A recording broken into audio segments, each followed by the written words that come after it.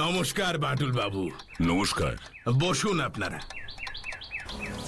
হারাধনের কাছ থেকে নিশ্চয়ই ওই হিরে বসানো হার চুরির ব্যাপারটা শুনেছেন?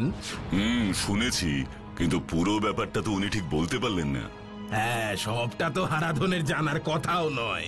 তাহলে শুনুন, এই হিরে বসানো হারটা আমার ঠাকুরদার বাবাকে রাজা প্রতাপচন্দ্র দিয়েছিলেন উপহার হিসেবে। তারপর থেকেই আমাদের পরিবারের যত উন্নতি, বাড়ি গাড়ি, এই জমিদারি, তাই এই হারটাকে সবাই খুব যত্নে রাখতো। শুধু দুর্গাপুজোর সময় ঠাকুরের গলায় হারটা পরানো হতো, আর সারাটা বছর হারটা থাকতো সিন্ধুকে। এইভাবেই চলে আসছিল, কিন্তু আজ দেখি সিন্ধুকে হারটা নেই, চুরি হয়ে গেছে। তা আপনার বুদ্ধির তো অনেক প্রশংসা শুনেছি, তাই ভাবলাম এই হার একমাত্র আপনিই উদ্ধার করতে পারবেন। কালীচরণ বাবু, এই হার চুরির ব্যাপারে আপনার কাউকে সন্দেহ হয়? আমার না, তেমন কাউকে তো সন্দেহ হয় না। হারের ব্যাপারে বর্তমানে আমরা জানি তো কেবল দুজন, আমি আর এই হারাধন। হারাধনকে সন্দেহ করি না, তার কারণ ও আমাদের অনেক পুরনো কাজের লোক। বুঝলাম। আচ্ছা, আমি কি একবার ওই সিন্দুকটা দেখতে পারি কালীচরণ বাবু? হ্যাঁ, অবশ্যই পারেন, অবশ্যই পারেন। আরে না দেখলে বুঝবেন কি করে হারটা কোথায় রাখা ছিল? এই হারাধন! জি আগে। হারাধন, এই নাও সিন্ধুক ঘরের চাবি। আগে যাও, বাটুল বাবুকে একবার সিন্ধুকের ঘরে নিয়ে গিয়ে সিন্ধুকটা ভালো করে দেখিয়ে দাও। ঠিক আছে কর্তা বাবু।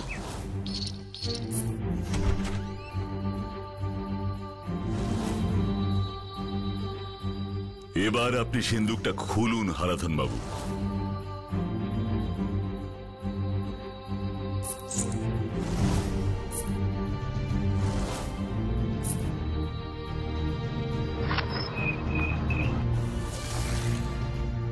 আরে পাঁচ বাটলদার রূপোর বক্সটা দেখেছো?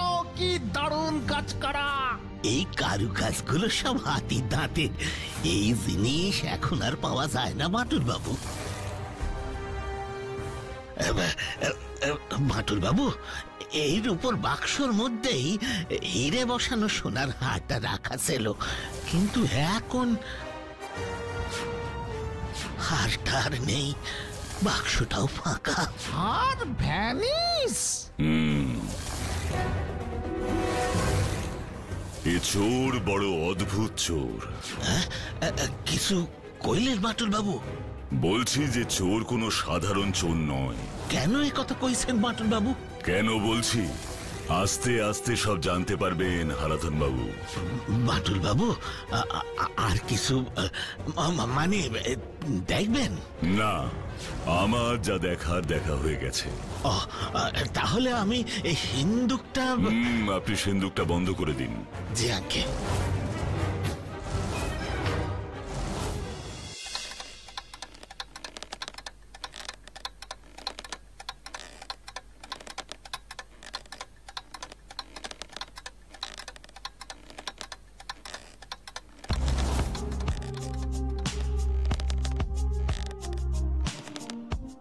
হ্যাঁ, বসুন বসুন।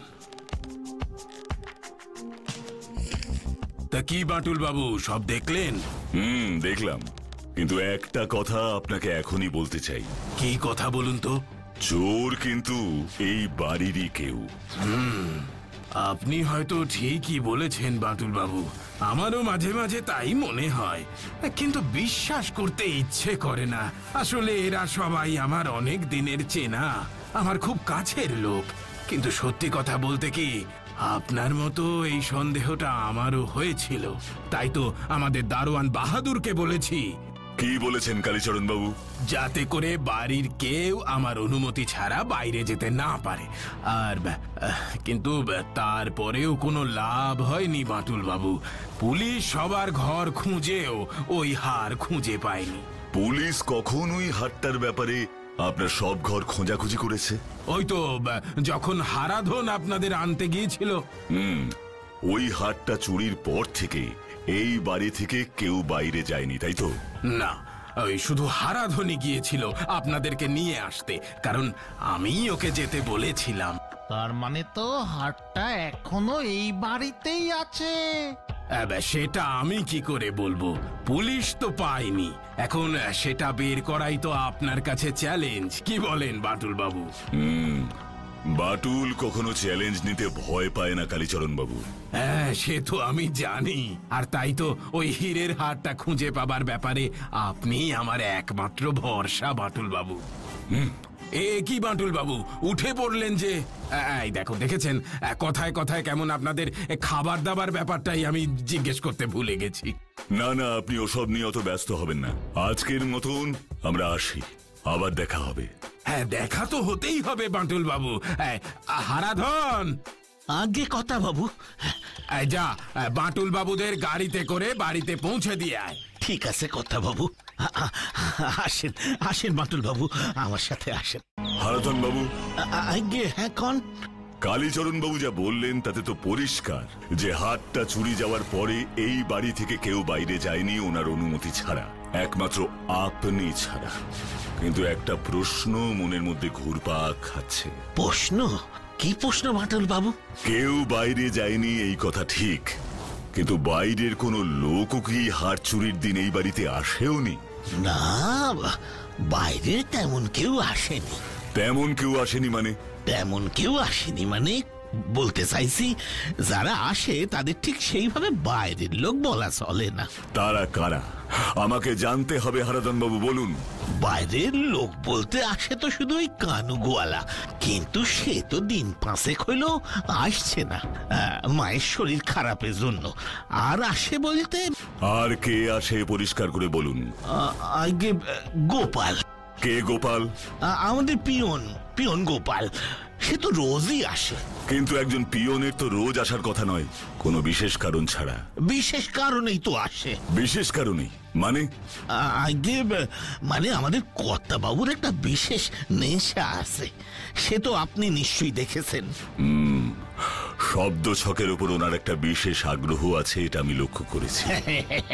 আপনি একদম ঠিকই লক্ষ্য করেছেন বাটুল বাবু। কিন্তু এর জন্য পিয়ন রোজ আসবে কেন? আসলে রোজ রোজ ওই শব্দ ছকের উত্তরগুলো কর্তাবাবু কাকে দিয়ে সংবাদপত্রের অফিসগুলোতে পাঠাবে? শব্দ ছকের উত্তর? হ্যাঁ। কালীচরণ বাবু সংবাদপত্রের অফিসে রোজ পাঠান? আগে হ্যাঁ, কর্তাবাবুর ওই একমাত্র নেশা। বিভিন্ন সংবাদপত্রের শব্দ ছকের ধাঁধার উত্তর মেলাবেন, আর সেই উত্তর সহ শব্দ ছক খামবন্দি করে সংবাদপত্রের অফিসে পাঠাবেন। এর জন্যই তো ওই ডাক পিয়ন গোপাল রোজ রোজ কর্তাবাবুর কাছে আসে।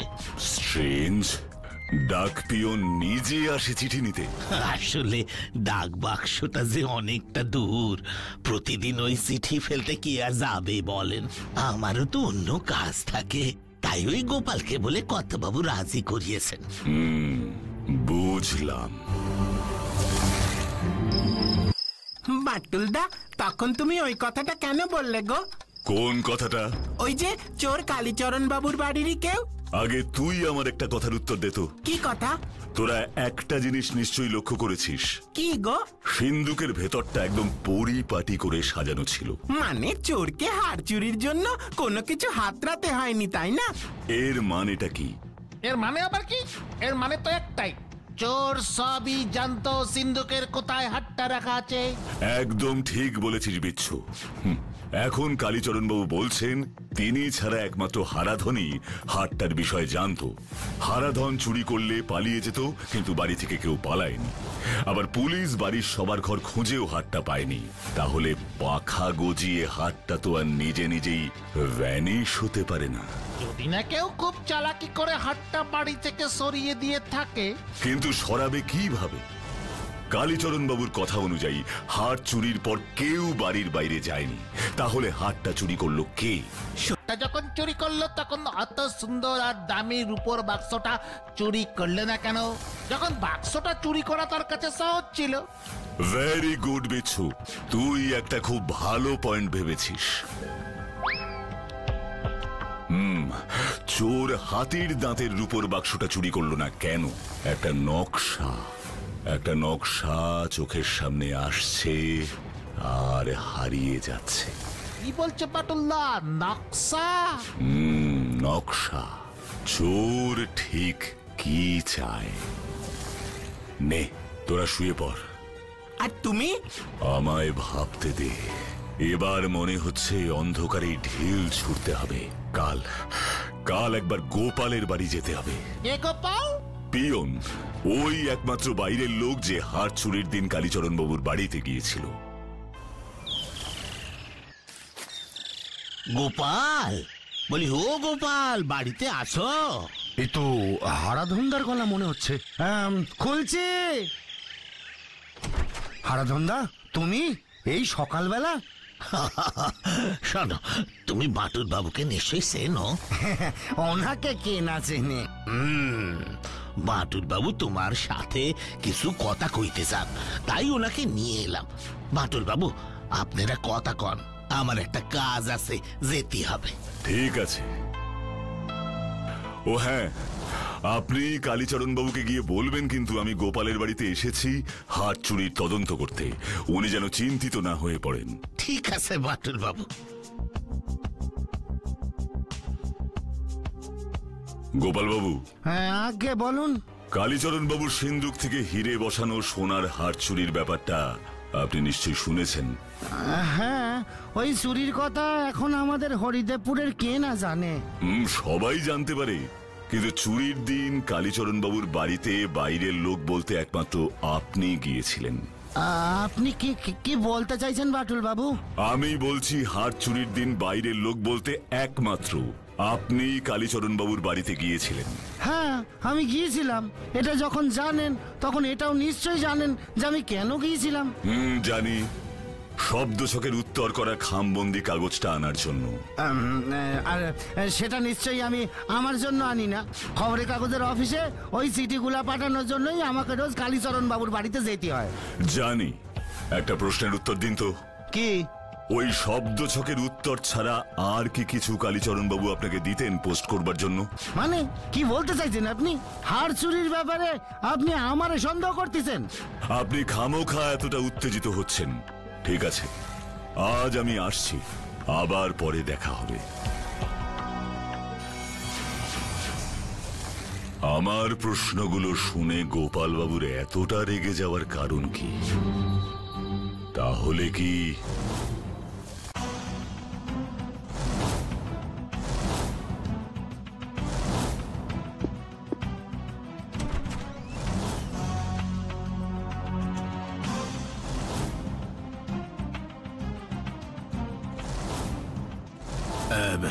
শুনলাম বাটুল এসেছিল তোমার কাছে।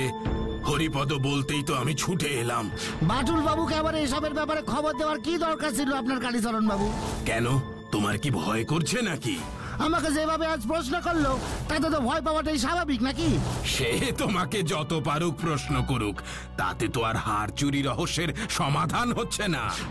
এতদিন ধরে বাটুলের বুদ্ধির খুব প্রশংসা শুনেছি। এখন দেখতে হবে সত্যি বাটুলের বুদ্ধির দৌড় কত দূর। আমার সন্দেহই তাহলে ঠিক।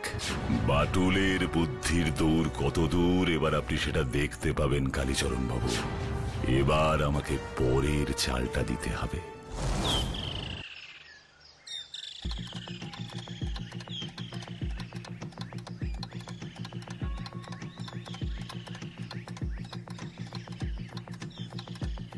তুমি কি লিখছো গো বাটুলদা? একটা ধাঁধা। ধাঁধা? আরে বাস, তুমি আজকাল আবার ধাঁধাও লিখছো বাটুলা? চুপ কর না বিচ্ছু।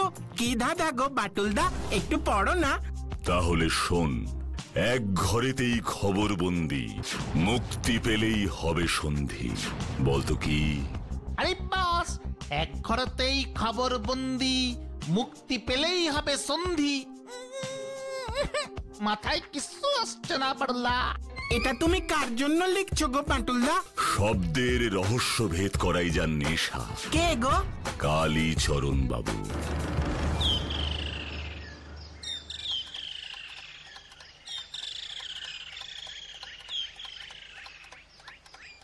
আরে বাটুল বাবু যে, কি ব্যাপার? বসুন বসুন। বসতে এখানে আমি আসিনি কালীচরণ বাবু। তাহলে একটা ধাঁধার উত্তরের জন্য আপনার কাছে এসেছি। ধাঁধার উত্তর? ধাঁধার। আপনি তো শব্দছক মেলান, তাই ভাবলাম। আপনি সেটা হলো চিঠি।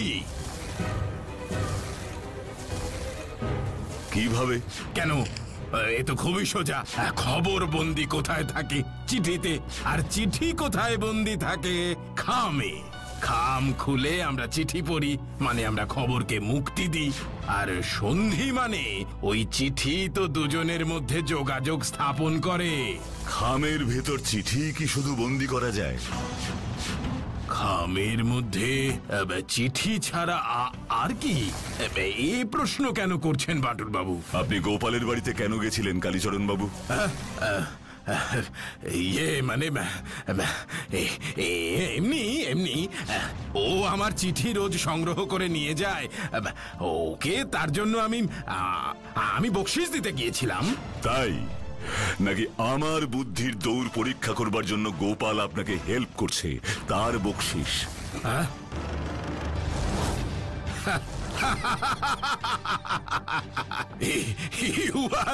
You are really great. আপনার বুদ্ধির কোনো তুলনা হয় না। বাটুলদা, ও বাটুলদা, আমরা তো কিছুই বুঝতে পারছি না গো।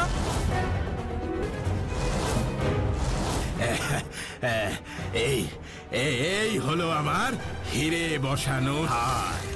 আসলে কালীচরণ বাবু আমার বুদ্ধির পরীক্ষা নিতে চেয়েছিলেন, তাই নিজেই ওনার ওই মহামূল্যবান হারটা খামের ভেতর ভরে পোস্টম্যান গোপালের হাতে পাচার করেছিলেন। একদম ঠিক ধরেছেন বাটুল বাবু, কিন্তু আপনি এটা বুঝলেন কেমন করে? খুব সহজ। চোর মহামূল্যবান হারটা চুরি করলো, অথচ মূল্যবান বাক্সটা, অর্থাৎ যে বাক্সে ওই হারটা রাখা ছিল, চোর সেটা চুরি করলো না। কেন?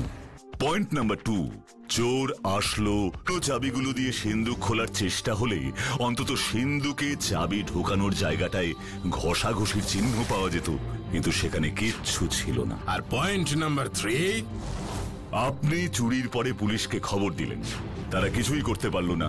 সেদিকে আপনার কোনো ভ্রুক্ষেপ নেই, সব মনোযোগ আমার উপর। আমি কি করি এই ব্যাপারে।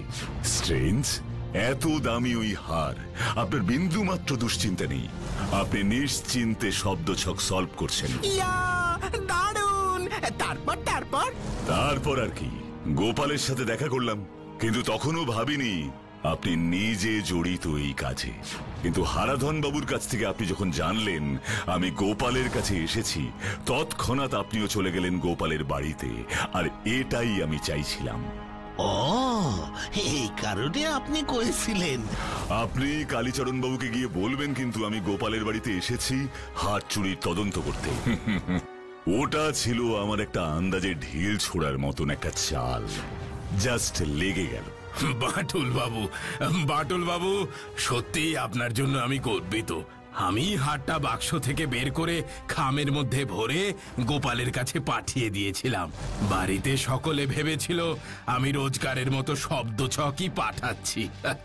শব্দছকের ধাঁধার উত্তর সলভ করতে করতে আপনি নিজেই এই হারের ধাঁধাটা তৈরি করে আমার বুদ্ধির পরীক্ষা নিচ্ছেন, এমন সন্দেহ আমার প্রথম থেকেই ছিল। আপনি যদি হার চুরির ব্যাপারে আরেকটু চিন্তিত বা উদ্বিগ্ন হতেন,